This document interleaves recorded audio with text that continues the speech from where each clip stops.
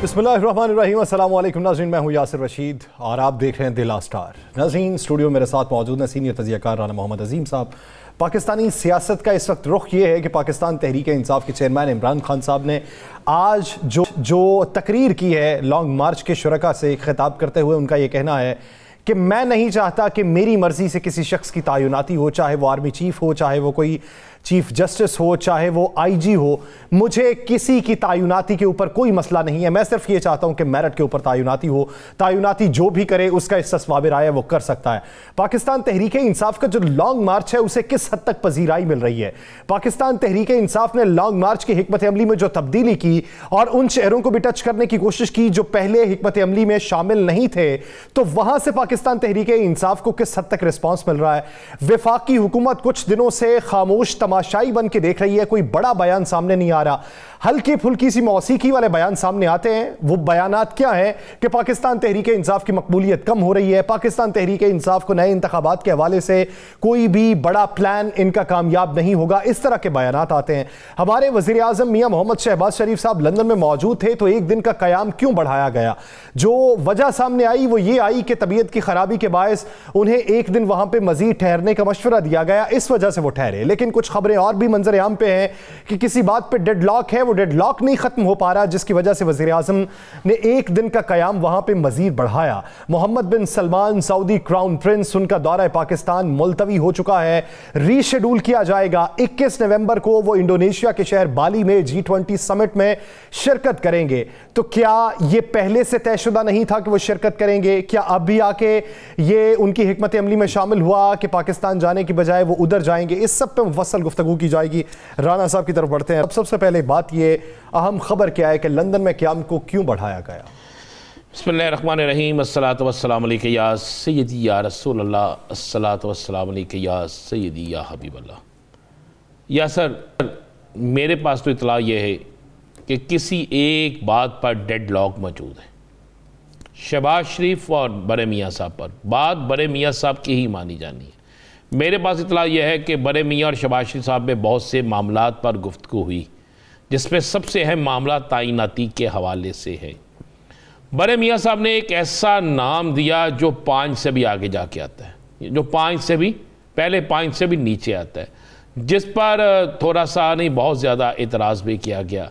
उस एतराज़ के बावजूद भी बड़े मियाँ साहब ने वाज़े तौर पर इनकार कर दिया, जिसके बाद कोशिश की जा रही है कप्तान उसकी तरफ से, छोटे मियाँ साहब की तरफ से, वज़ीर आज़म साहब की तरफ से, कि किसी तरीके से इस टर्डाव को ख़त्म करके मैं कुछ मना लूँ। चूँकि मेरे पास इतला ये है कि छोटे मियाँ साहब पाकिस्तान में कुछ वादे वईद करके गए हैं, कुछ लोगों से, कुछ अहम शख्सियात से कुछ वादे करके गए हैं, कुछ पैगाम रसा जो थे उनसे वादे किए गए हैं, कुछ कासदीन जो है कासद जो थे उनसे वादे किए गए हैं।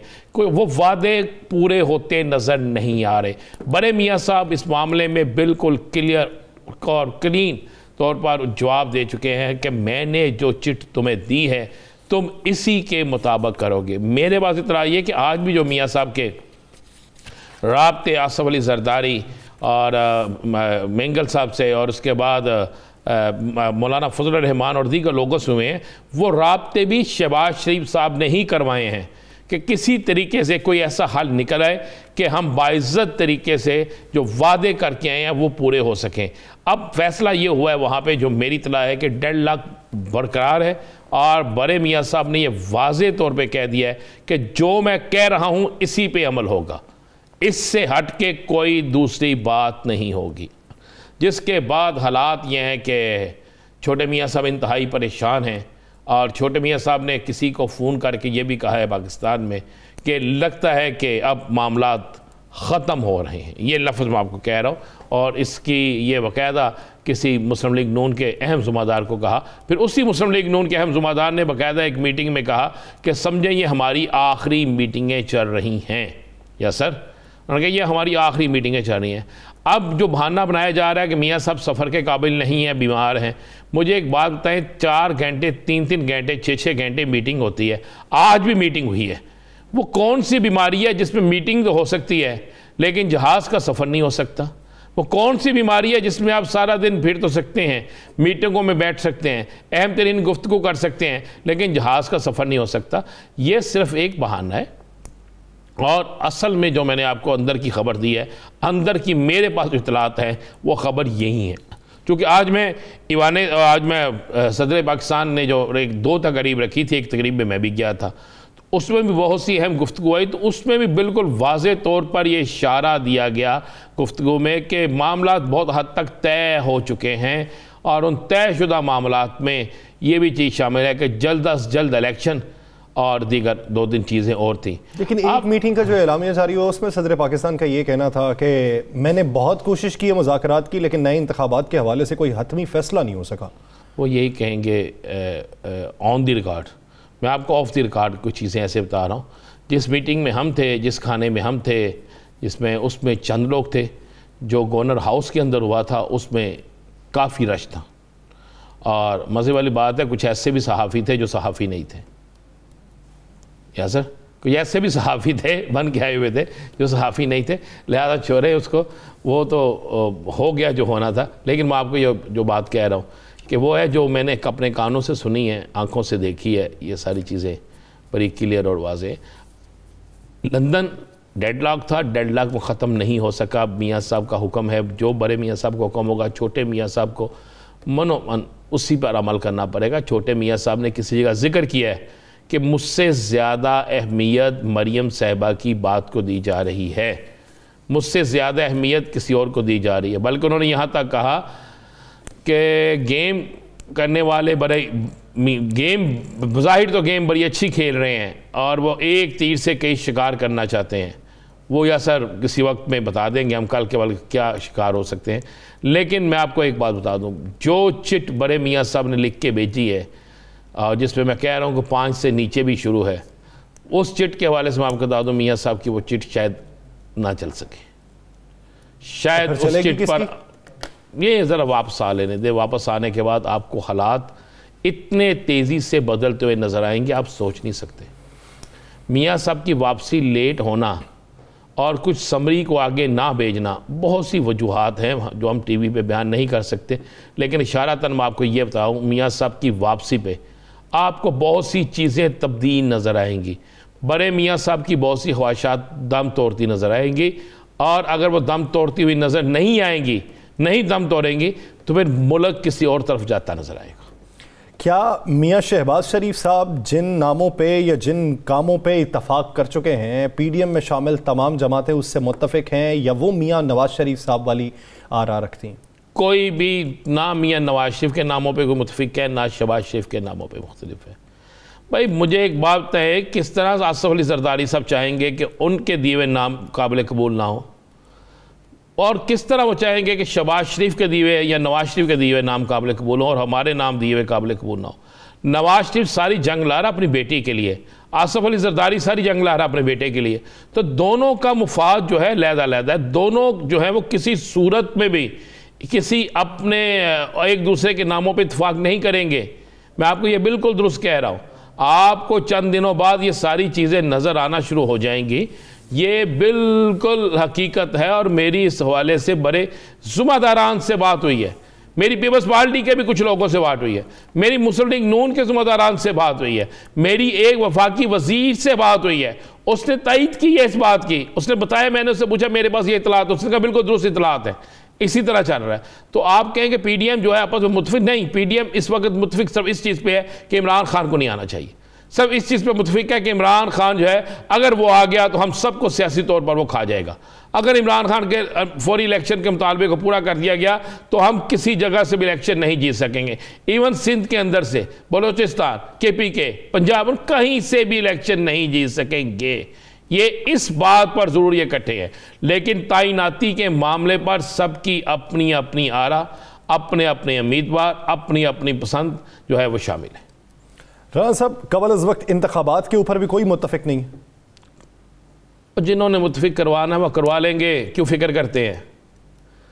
जिन्होंने मुत्तफिक करवाना है वो करवा लेंगे। मैं ऐसे नहीं कह रहा मियाँ साहब को वापस तो आ लेने दें। आ रहे हैं?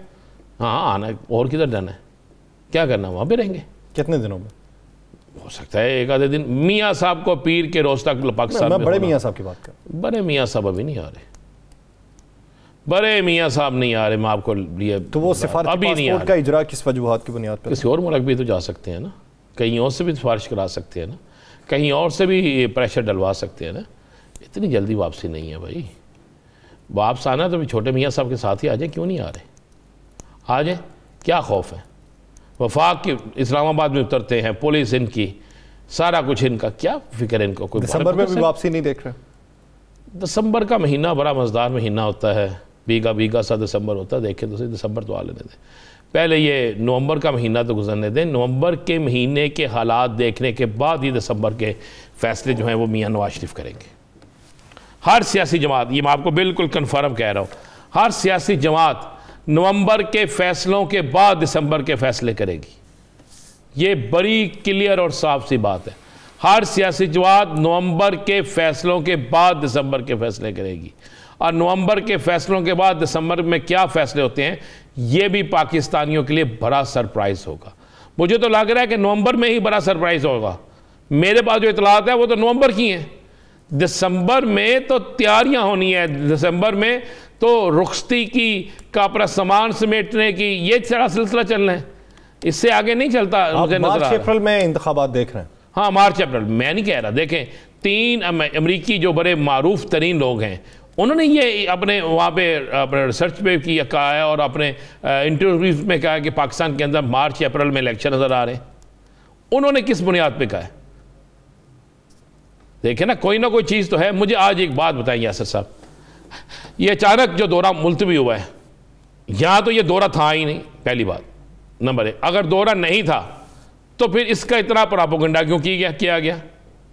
अगर दौरा था, पाकिस्तान का सबसे करीब तरीन रिश्ता, पाकिस्तान की सबसे ज़्यादा मोहब्बत, पाकिस्तानियों की सबसे ज़्यादा उल्फत, और पाकिस्तान में पाकिस्तानियों को हर मुश्किल वक्त में अगर कोई काम आया तो वो सऊदी अरब है।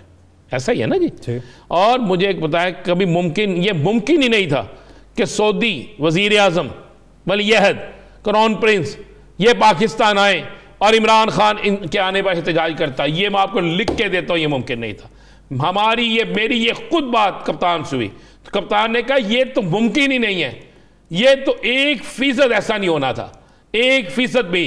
बल्कि उसने कहा कि हमें आप इस्तकबाल करने वालों में देखते हैं, क्योंकि वो हमारा पाकिस्तान का मेहमान है और मेरा उससे अच्छा ताल्लुक है, और सऊदी अरब से हमारे तल्लुकात बड़े बेहतरीन तल्लुकात है। तो सोचना ये होगा, मेरे पास तो बहुत सी इतलात है, ये दौरा क्यों मंसूब? अगर दौरा था तो फिर नहीं, अगर दौरा नहीं था तो फिर हमारे वज़ीर ख़ारजा उधर इंतज़ामात के लिए मौजूद क्यों होता है? मैं तो कह रहा हूँ कि अगर दौरा था, चले मुझे आप बता दें आज कितनी तारीख है? 12। दौरे के लिए पूरे इंतज़ामात होते हैं ना जी, कोई छोटा काम तो नहीं था। तो वज़ीर आज़म साहब किधर थे? वज़ीर आज़म साहब किधर हैं? आ ही रहे हैं वापस। वो हैं किधर? लंदन में।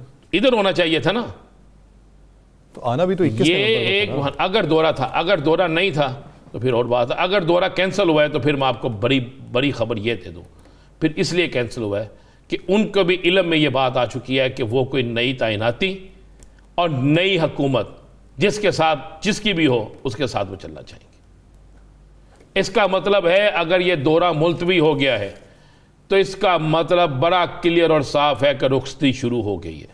यानी आप ये देख रहे हैं, मैं कह रहा हूं अगर दौरा था, अगर रीस्केजुअल भी होता है तो फिर दिसंबर में होगा। मैं कह रहा हूं अगर दौरा था और ये मुलतवी हो गया है तो फिर आप ज़हन में रखिएगा हुकूमत की रुखसती शुरू हो गई है, फिर हुकूमत की रुखसती रुकती नहीं। और अगर नहीं था तो फिर किस बुनियाद पर यह प्रोपेगेंडा किया गया? ये सारी चीज़ें अब देखें, हमारी वजारत खारजा ने तो तस्दीक कर दी ना कि दौरा कैंसिल हो गया, सऊदी अरब की तरफ से भी हो गया। इसका मतलब दौरा था ना जी। हाफिज ताहिर रशीदी साहब भी वज़ाहत कर चुके हैं, उनका ऑडियो वीडियो बयान भी मैंने सुना है। तो आप मुझे बताएं कि क्या कोई एक बयान ऐसा तहरीक इंसाफ की तरफ से कि हम क्राउन प्रिंस के आने पर एहतजाज करेंगे? कोई एक बयान, कोई एक चीज़ ऐसी मुझे बता दें। मुमकिन ही नहीं था। मैं आपको कह रहा हूं कि इमरान खान साहब ने खुद यह बात की कि ऐसा मुमकिन हो ही नहीं सकता। मेरे उससे उनसे अच्छे ताल्लुकात हैं, और हम पाकिस्तान के लिए ऐसा कोई हरकत ही नहीं होने देंगे कि कोई हमारा आया हुआ मेहमान जो है उसको हमारी सियासी जो आपस की मुखालफत या सियासी अदावत या सियासी जो एक चलता है सिलसिला उसमें कोई हो, ऐसा मुमकिन ही नहीं था यासर। 1% मुमकिन नहीं था, 1% भी। फिर सिर्फ एक ही बात रह जाती है कि कुछ होने जा रहा है, और जो कुछ होने जा रहा है वो क्या हो जाएगा उसका इंतजार हो रहा है। ये मैं आपको बड़ा क्लियर और साफ बता दूं। राना साहब, लॉन्ग मार्च की स्ट्रेटजी पीटीआई की, रावलपिंडी पहुंचने की तारीख का तयन हो चुका? चले मैं आपको खबर दे दूं जी। खबर मैं आपको दे दूं कि 18 तारीख के बाद, पहले था पीर मंगल बुध, अब नहीं, मैं आपको बड़ी खबर और पक्की खबर दे रहा हूं। 18 तारीख के बाद किसी वक्त भी कप्तान वहां होंगे। 18 तारीख के बाद, हो सकता है वो 18 तारीख हो सकता है 19 हो सकता है 20 हो, इतवार का दिन हो सकता है सैटरडे हो सकता है जुमा हो। कप्तान 18 तारीख के बाद किसी वक्त भी पिंडी में मौजूद होगी।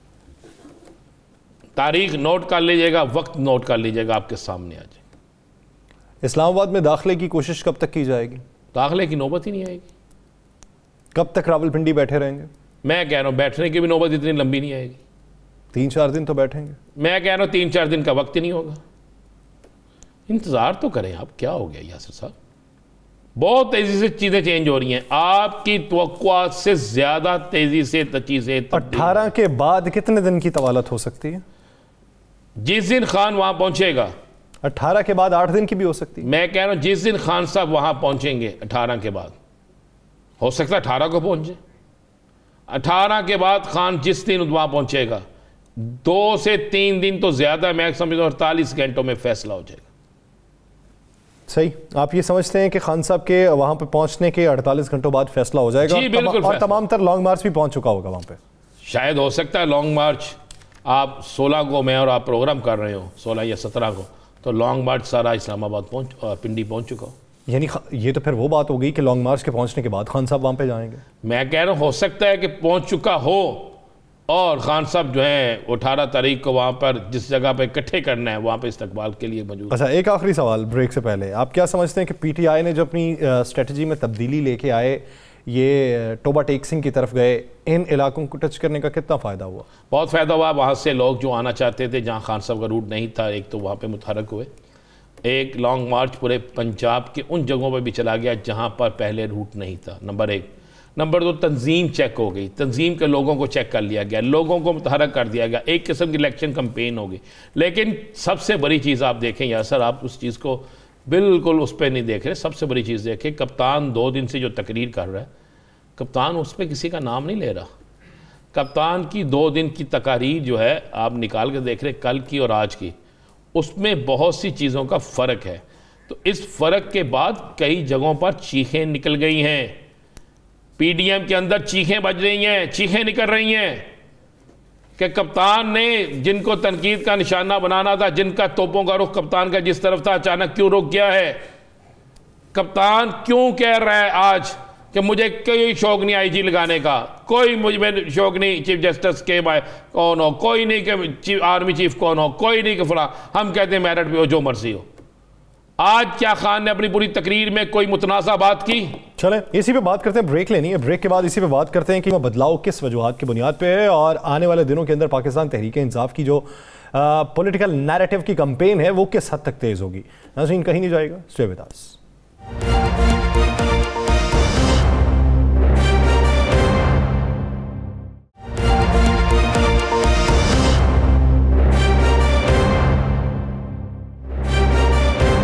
ब्रेक के बाद खुशामदीद। नाज़रीन, पाकिस्तान तहरीक इंसाफ की नई सियासी हिकमत अमली, रावलपिंडी पहुंचने के लिए दिन कौन सा मुकर्रर किया गया, रावलपिंडी पहुंचने के बाद प्लान क्या होगा, कुछ रिवील कर चुके हैं राना अजीम साहब, और कुछ देखते हैं कि पाकिस्तान तहरीक इंसाफ के रहनुमाओं को टास्क क्या दिए गए हैं। बयानिए के हवाले से, कारकुनों को मुत्तहिद रखने के हवाले से, तंजीम साजी के हवाले से, और इलेक्शन कैंपेन के हवाले से मजमूई तौर पर इसी पर बात की जाएगी। हमें पंजाब के सूबाई वजीर डॉक्टर अख्तर मलिक साहब ने ज्वाइन किया। मलिक साहब बहुत मशहूर हैं आपके वक्त के। मलिक साहब, अगर देखा देखा जाए तो पीटीए ने सालेह वजीराबाद के बाद अपनी हिकमत अमली में जो तब्दीली की उससे अवामी मकबूलियत में मजीद इजाफा हासिल करने के इकदाम किए गए। जिस तरीके से आपने उन इलाकों के दौरे किए जिन इलाकों को पहले रूट में शामिल नहीं किया गया था, तो नई हिकमत अमली के तहत आपको मकबूलियत किस हद तक बढ़ती हुई दिखाई देती है और तंजीम साजी के हवाले से क्या कोई प्लान फिर से तश्कील नौ पा रहा है?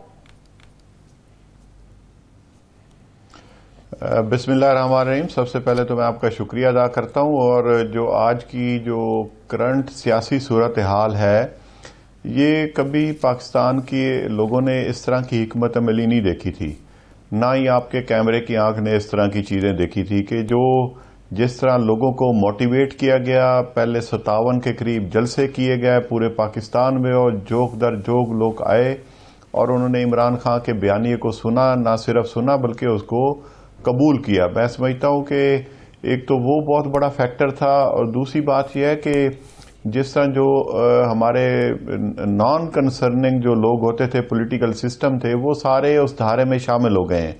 आप जिस तरह लोगों ने अपनी पार्टिसिपेशन शो किया है, जिस तरह बयानिए को सुना गया है, एक्सेप्ट किया गया है, वो उस चीज़ का वाज़ेह सबूत है। तीसरी बात, जो ये लॉन्ग मार्च पहले होता था, एक तरफ से शुरू होते थे, भागम भाग जाते थे और जाकर सारी चीज़ें कुछ ना कुछ पहले तय होती थी और कुछ करने वाली होती थी, जाके तय कर लेते थे। लेकिन ये लॉन्ग मार्च, एक्चुअल जो लॉन्ग मार्च वो यही है कि आप देखें कि एक तरफ से असद उमर साहब चले हुए हैं, दूसरी तरफ से शाह महमूद साहब चले हुए हैं और पहले कप्तान खुद लीड कर रहे थे।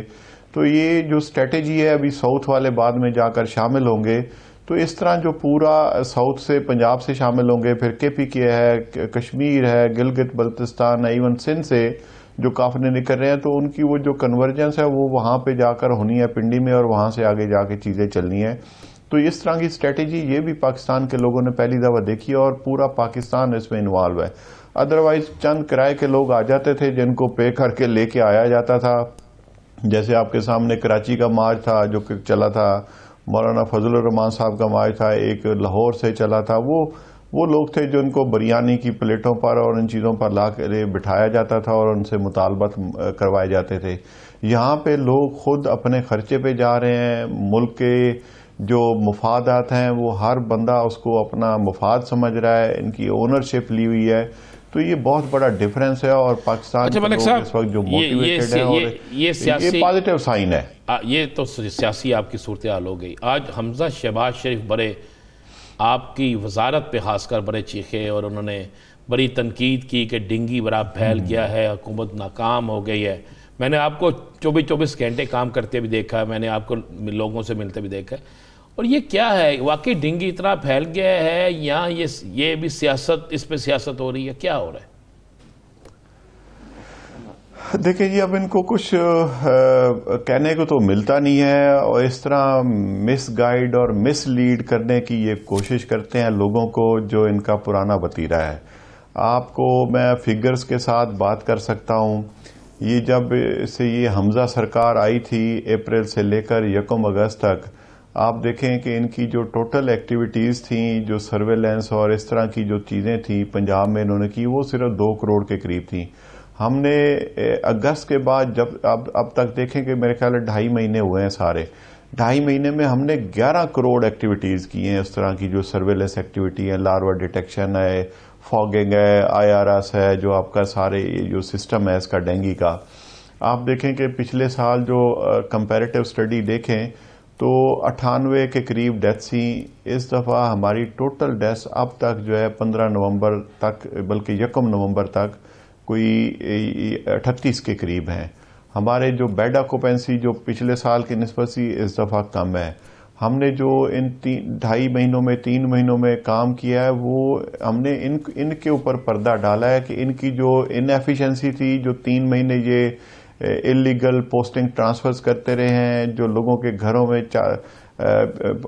फोर्सेस को दीवारें फलांगने के लिए लगाते रहे हैं, जिस तरह इन्होंने कानून की धज्जियां उड़ाई हैं इन 3 महीनों में, वो इनकी जो किए थे वो हमने 2.5 महीनों में आके उनको कवर किए। हालांकि जब ये मच्छर की जो ब्रीडिंग सीजन होता है वो दौर था जब ये रिजीम चेंज वाला इनका ऑपरेशन था और इन्होंने जो यहाँ पे पंजाब में उद्यम मचाया हुआ था, ये उन्होंने बजाय इसके कि इन चीज़ों को मैनेज करने के ये हमारे लिए छोड़कर चले गए। लेकिन मुझे अपनी टीम पर फख्र है, वो जो नेक्सस बने हुए थे इनके मैंने आके ब्रेक किए हैं। आपको ये जानकर मैं तो समझता हूँ कि मुझे तो खुशी होती है कि जो घोस्ट भर्तियां जो लाहौर में 5000 के करीब लोग चल रहे थे बगैर रिकॉर्ड के, 5000 लोग, फैसलाबाद में 5000 लोग थे जिनको ये पे मैनुअली दी जा रही थी और उनका कोई रिकॉर्ड नहीं था। और फैसलाबाद में भी कहाँ से ये चीजें जा रही थी। तो मैंने आके फैसलाबाद में, जी फैसलाबाद में था, पिंडी में था,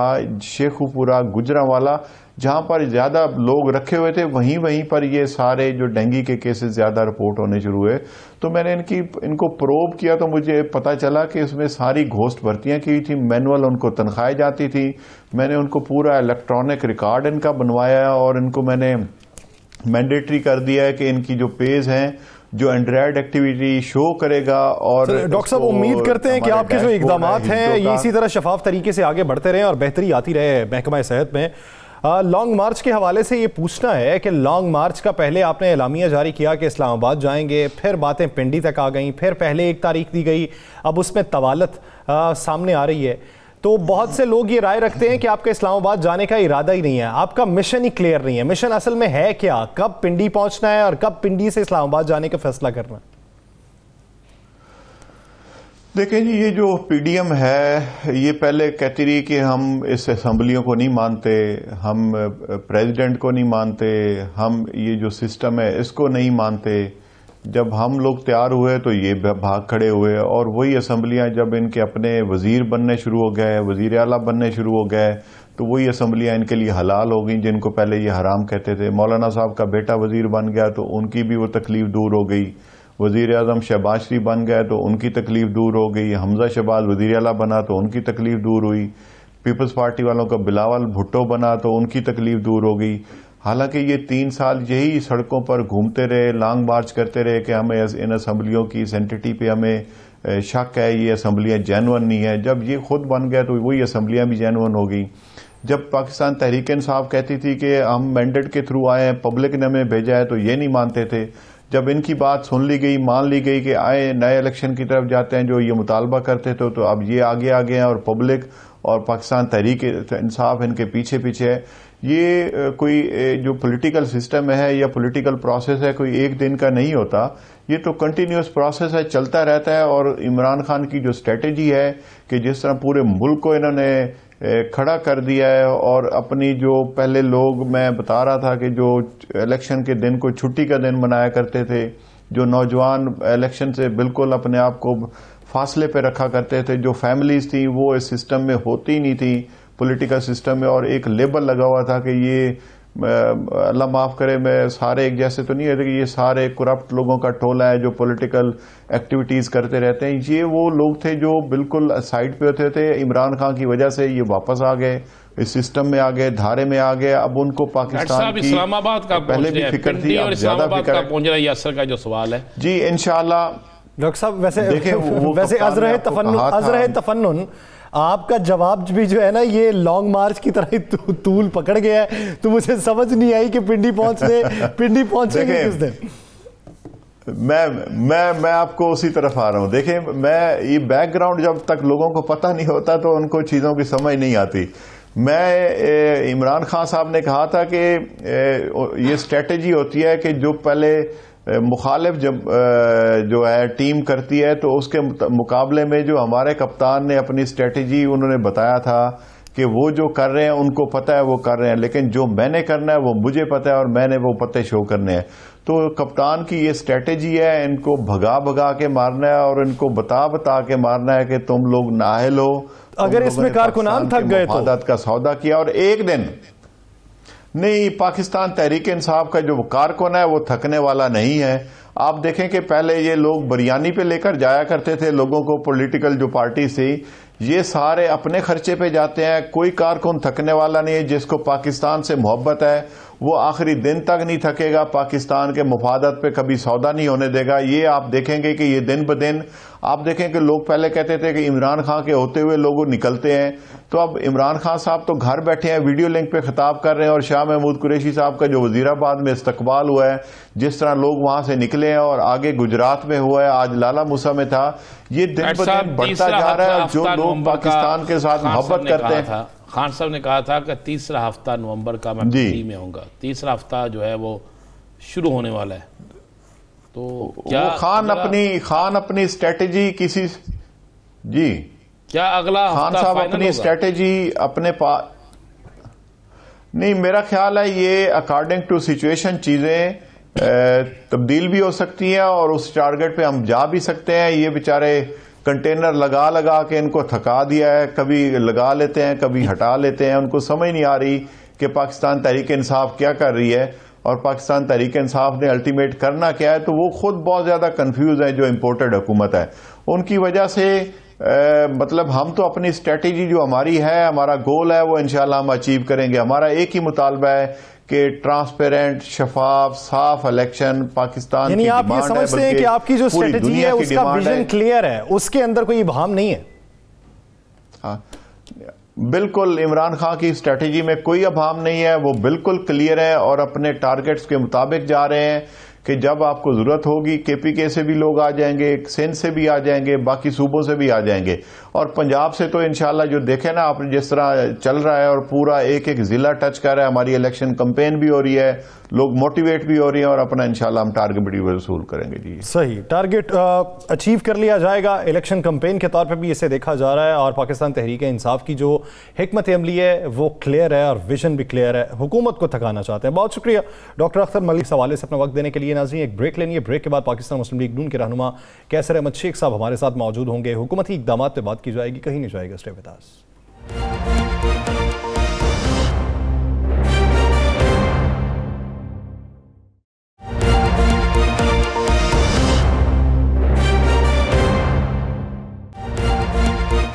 ब्रेक के बाद खुशामदीद। नाज़रीन, पाकिस्तान मुस्लिम लीग नून के अहदाफ क्या हैं? मौजूदा सूरत हाल के तनाजुर में अगर मुद्दत पूरी ही करनी है हुकूमत की, तो क्या वो जो चैलेंजेस सामने हैं उससे नबुर्दाज़मा होने की तैयारी है?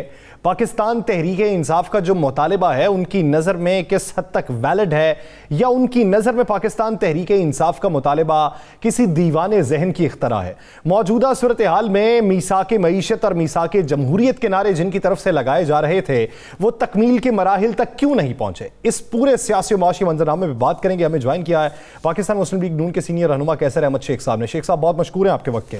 शेख साहब, मौजूदा सूरत हाल में वो जो कहा जा रहा था कि 3 महीनों बाद ही पाकिस्तान की मईशत बेहतर हो जाएगी, फॉरेन फंडिंग पाकिस्तान में आना शुरू हो जाएगी और रिजर्व पाकिस्तान के बढ़ना शुरू हो जाएंगे, डॉलर नीचे आ जाएगा, वो सारी सूरत हाल के तनाजुर में अगर आप मुआशी एदाद शुमार देखें तो किस हद तक बेहतरी दिखाई देती है आपको?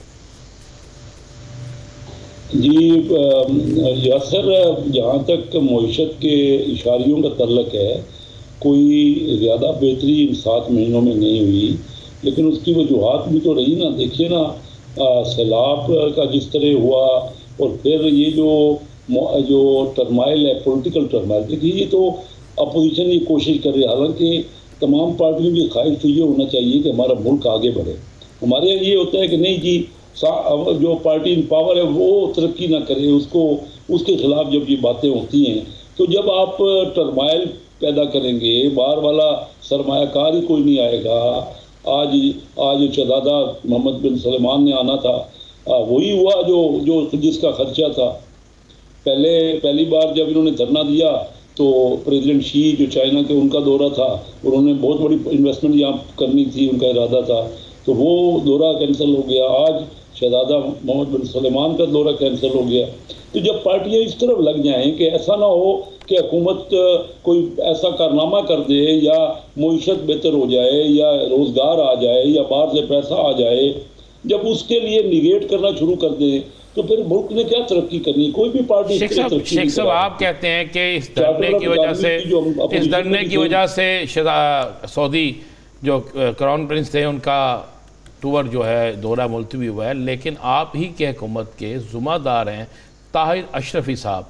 उनका जो वीडियो बयान है उस पर उन्होंने किसी जगह ये जिक्र नहीं कहा। उन्होंने वाज़े तौर पे कहा है कि ऐसी कोई बात नहीं कि पॉलिटिकल तौर पे या धरना या दूजा। उन्होंने कहा वैसे ही मसरूफियत किसी और कोई और मामला है जिसकी वजह से हुआ है और जल्द वो दोबारा ऐलान करेंगे। G20 समिट इंडोनेशिया के शहर बाली में उन्होंने जाना है, उसमें शिरकत करने के लिए जाना है। उसको पाकिस्तान तहरीक इंसाफ से किस तरीके से मंसूब किया जा सकता है?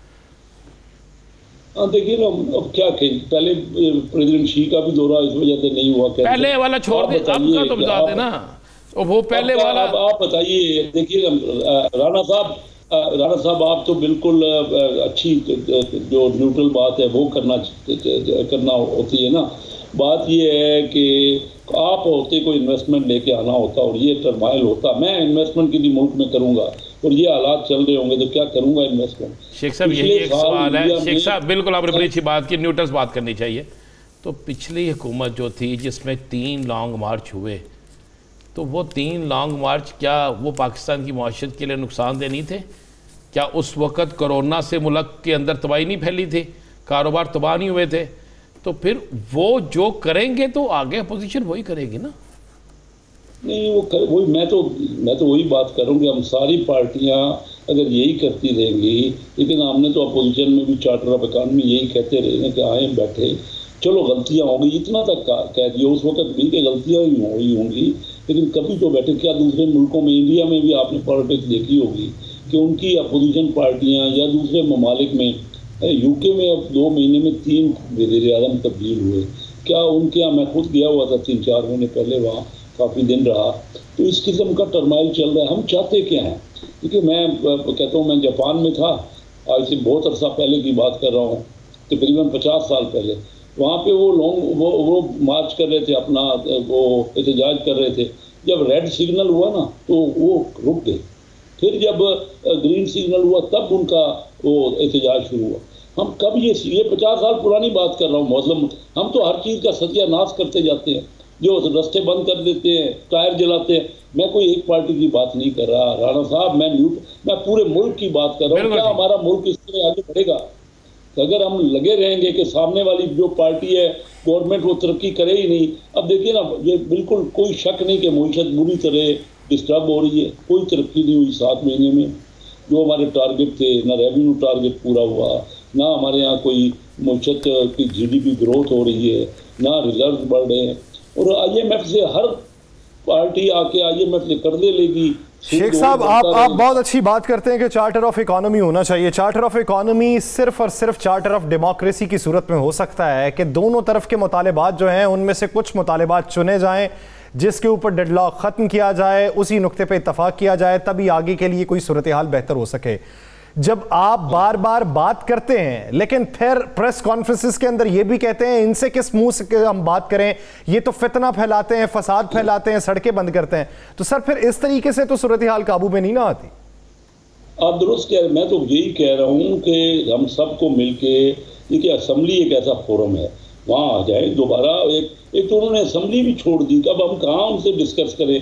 और फिर मैं कह रहा हूँ फाइनेंस कमेटी का मैं चेयरमैन हूँ, वहाँ इनके मेंबर है ज़्यादा, वहाँ उसका काम है आपस में मईशत को के बारे में बेहतरी की बात करना। और जो हमने हुकूमत की, हम कोई वहाँ फार साइट करेंगे, हम वहाँ पे ओवर साइट करेंगे हुकूमत जो गलत जो काम हो रहे हैं। अब इस वक्त तो सिर्फ स्टेट बैंक का गवर्नर, FBR का चेयरमैन और फाइनेंस सेक्रेटरी, 3 आदमी मईशत चला रहे हैं और ये 3 लोग ब्यूरोक्रेट है। असम्बली की कोई, मैं असम्बली का चेयरमैन हूँ फाइनेंस कमेटी का, हमारी कोई ओवरसाइट ही नहीं है। हम इनको कोई ना हमें को बताते हैं कि वो कर क्या रहे। आज की हुकूमत की बात कर रहा हूँ। देखिए इसी तरह पिछली हुकूमत भी चलती रही। अगर 2-4 बंदे ही मुल्क चलाते रहेंगे फिर हमारा रोल क्या है? बैठ जाते हैं अपने घरों में। मेरा मुल्क बहुत पीछे रह गया है। मैं मुल्क के लिए बहुत फिक्रमंद हूँ इस वक्त। और पहले अल्लाह के साथ करम करे, ये मुल्क आगे निकले, सबको मिलकर चलना चाहिए। शेख साहब ये तो बता दें मुझे, क्या होने जा रहा है? क्या कबल इस वक्त इलेक्शन की बातें हो रही हैं?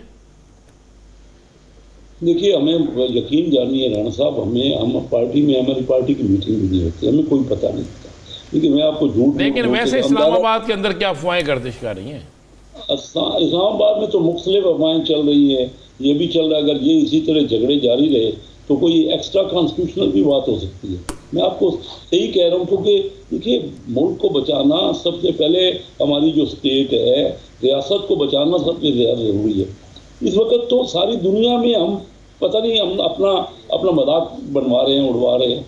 हम क्या चाह रहे हैं? चंद बंदे आगे आते हैं, वो टायर जला देते हैं और पूरे रास्ते बंद हो जाते हैं, तो कोई ना बेचारा अस्पताल जा रहा है। मेरा मकसद सिर्फ ये है कि आपको गैर आईनी इक़दाम का खदशा क्यों है शेख साहब? खदशा क्यों है? इमरान खान का बता दे वो क्या चाहते हैं, किस तरह बातचीत करना चाहते हैं। अगर यही तरीका है सिर्फ लॉन्ग मार्च का, तो आज इलेक्शन हो भी जाए तो जो पार्टी हार जाएगी वो 4-6 महीने बाद फिर सड़कों पर आ जाएगी। ये तरीका नहीं होगा। किसी तरह हमें कोई सेलर एलिमेंट को बैठना पड़ेगा।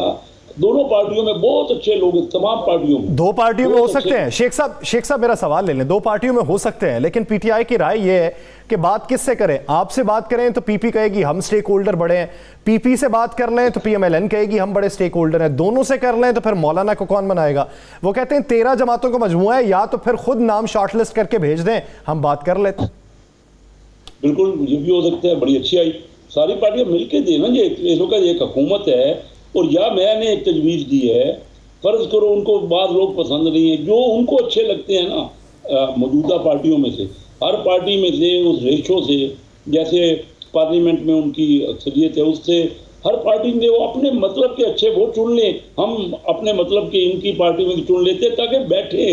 कोई लोग तो किसी को पसंद करते बैठना चाहिए, लेकिन उसके लिए इकदाम वफाकी हुकूमत को उठाना पड़ेगा, रियासत को जिम्मेदारी निभानी पड़ेगी। वफाकी हुकूमत खुद नॉमिनेट करे, गुडविल जेस्चर दे तो सूरत हाल काबू में आ सकती है। बहुत शुक्रिया कैसर अहमद शेख साहब इसे अपना वक्त देने के लिए। नाज़रीन, द लास्ट आवर का वक्त खत्म हुआ चाहता है मुझे और राना अजीम साहब को दीजिए इजाजत। अपना बहुत सा ख्याल रखिएगा। अल्लाह निगहबान।